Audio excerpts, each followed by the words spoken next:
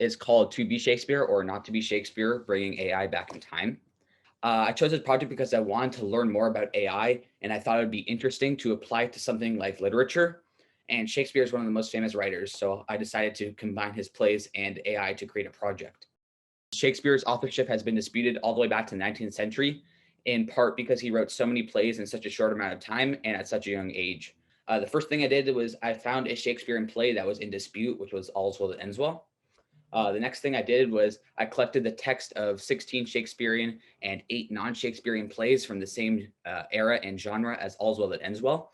And in this case, that is 16th and 17th century comedies. Next thing I did is I divided each of the plays by acts in order to create enough data points for the AI to test. When I inserted my Google Sheet into the navigator, I trained the AI on whether Shakespeare wrote the play or not.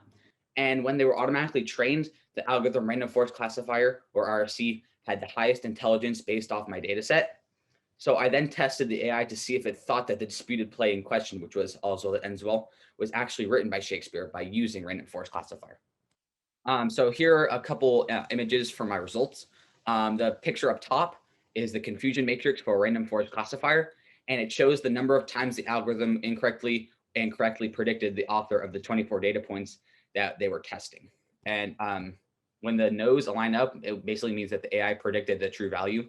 And when the yeses line up, the same thing. So this is the one outlier that the random forest classifier got wrong in the testing.